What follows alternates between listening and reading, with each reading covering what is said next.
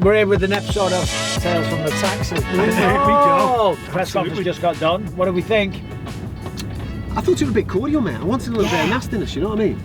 It's like I said before, at the press conference, I used to take that opportunity to talk a bit of shit, to put doubt into your opponent's mind. Yeah, okay, you're selling the fight to a certain degree, but it's psychological warfare. Do you know what I mean? That's why I would take those opportunities to say, listen, remember when you got knocked out, remember when you got submitted, look, you lost a fight 2 fights ago, whatever the case may be. And yeah, sometimes maybe you've got to come across as a little bit of a prick at times. But that's what you've got to do. You're trying to get the mental edge. And yeah, it was great. The energy was amazing. Tom was sensational. The support from all the British fans, and Leon, of course, absolutely stole the show. And it was great.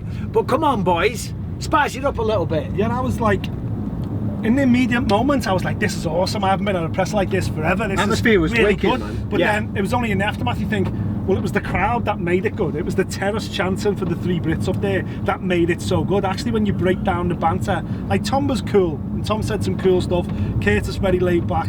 Paddy and Bobby very disappointing. You want them on top stage, you got to go for each other. You know, that's why they were there. I guess they were there, the big support for Paddy. But as you say, I think Leon stole it. Leon come out, coolness personified, just dropped a couple of little whirlers, played to the crowd. And I think Belal, for me, in that moment, I thought Belal looked a little bit ruffled. Yeah, but let's talk about Belal. What is he doing, right? Because he's walking around, he's saying that he hates Leon and he's completely dismissing him. Today he was saying, I'm better than him everywhere. I'm better at striking. I've got better cardio. I'm going to push the pace. I've got better wrestling, better jiu-jitsu.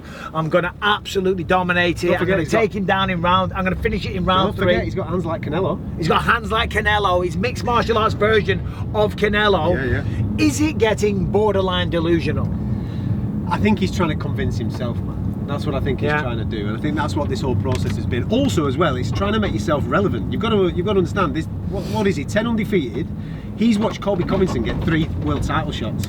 That's annoying. He's been sat on the sideline watching, and Colby Covington's been sat there doing that, losing and still getting title shots. You've got to make yourself relevant in some way, haven't you?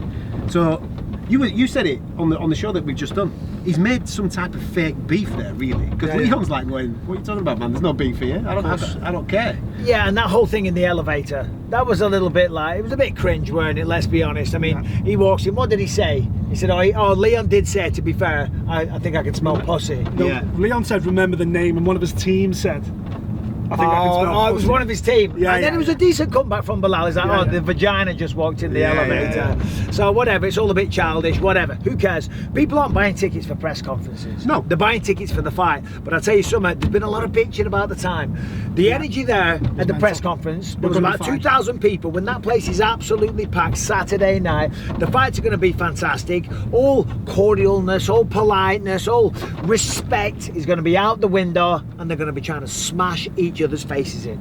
Just on that clip that we seen on Embedded, which everyone's come back off now, with Belal's boxing coach talking to a camera with a straight face, by the way, saying, "We've got him fighting like a Mexican now. He's got hands like Canelo." Yeah. Is that got shades of... Do you remember when Ronda Rousey suddenly started throwing hands and Mike Tyson would go and watch her shadow box, and then suddenly she thought she was a boxer, and then she gets in there and gets obviously knocked out by Holly Holm? Is this detrimental to Belal's, or do you think Belal deep down inside knows, I know that's bullshit, I ain't no Canelo? No, of course, I think everybody knows it's bullshit. Listen, will he have improved his hands? Of course he has. Will he be working on his weak areas? Of course. It's been a while since he's been inside the octagon. I expect him to be better, and he was already improving. He got a stoppage with the hands over Sean Brady, who was a good stylistic matchup to do that against. However, this is a world title fight. This is life-changing. This is history-making, and this opens the door to earning potentially millions and millions of dollars for Belal Muhammad. So, if you got to talk a little bit of shit, if you got to tell a few lies, you do whatever you can to convince Leon that you're going to stand with him, okay? So it makes you stop worrying about the takedown, because that's all Belal's going to do. He's going to shoot, he's going to try and take him down and try and choke him out. But the takedown defense of Leon has been impeccable lately. And then remember, Kamaru Usman twice on the bounce, then Colby Covington, and then this one. That's 4 training camps back to back preparing for this exact style. If Belal's going to be successful in what he's trying to do, he's got to take Leon off the ball. So make him think that he's going to stand and fight like a Mexican. Leon's got to have an off night for Belal to win, man.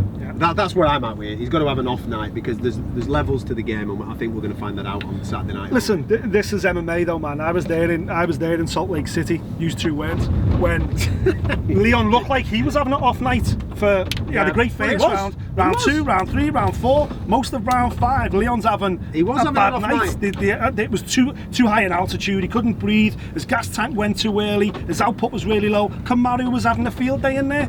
But it was Leon's moment. It was Leon's legacy-defining moment. In this sport, it just takes one shot, man. Well, that's why Belal is dangerous from the first second to the last. It does take one shot. And what's Leon's win streak now? 13. 13 fights. He's walked to the octagon and he's got the job done. This will be his 13th win. 13th win. Okay. He's 13 undefeated, including no contests.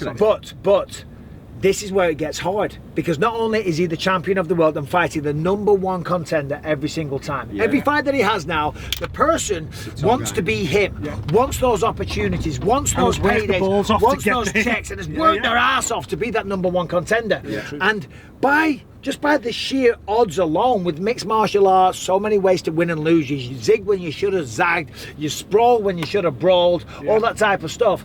13 fights at home at 5 o'clock in the morning, you know, that brings a lot of pressure. And that's why you have to respect these champions that go out there and regardless of the situation, still find a way to get the job done. What was it like preparing for a 5 o'clock in the morning fight? A pain in the absolute arse. Well, no. It was a pain when I got to Manchester. Yeah. At home, it was just obviously business as usual. But then when I flew to Manchester, it was just staying up late. It wasn't that hard, really. It just got a bit boring. What was the night like, though? Fine. It was easy. You all right sleeping during the day? Yeah, I got up. I had a little workout to have a shake out and get a gentle sweat on and start the engine a little bit before you fight. I think from a fan point of view, we tried to take a nap. We were quite lucky on the night because if you remember, there was little signposts throughout the course of the night which really boosted people's energy levels. Like, for example, Danny Roberts and Mike Perry knocked 7 bells of shit out of each other, didn't they? Incredible. You had Jimmy Manuel delivering a massive knockout on Ovince St. Bruce. So there were moments where a big euphoria, so it kept people going and kept the energy going in the room. And obviously, when you came out defending for the first time on British soil, that was within itself. But I think the night's going to need those signposts along the way in order to keep people pumping. To be honest, it ain't going to matter to the fighters. Tom's been talking about this himself. To the fighters, it ain't going to matter. You're backstage, the heart's pumping, the adrenaline's flowing, and this is the moment. You've been thinking about this for 2 months. It doesn't matter what time it is. 10 o'clock in the morning, 10 o'clock at night, or 6 o'clock in the morning. It doesn't matter. It's like I said recently. If somebody kicks your door down in the middle of the night and someone's breaking in, the adrenaline's flowing. You're up out of bed, unless you're an absolute bitch. You're up out of bed and you're going downstairs to see what it's all about. Adam would be hiding under the bed, okay? Mrs. Catchell will be halfway down. He'd send his wife down, but anyone worth their plums would be out of bed, downstairs saying, hold on, what's going on? But the adrenaline, the heart would be beating, okay? It's the same thing, okay? It's the exact same thing. It's going to be a harder job for the fans, let's be honest, because they will be having a skinful. Yeah. Let's hope the bar's still going. Let's hope the bar's still going now when we get back to the hotel. Damn straight, mate. What are you drinking? Don't know yet. We're going to get Mikey B a G&T for that neck. Yeah. You want a G&T? Well, not a G&T, I have a vodka tonic with a little bit of lime, but just a single. Anyway, thanks for watching, subscribe and ring the bell. See you soon.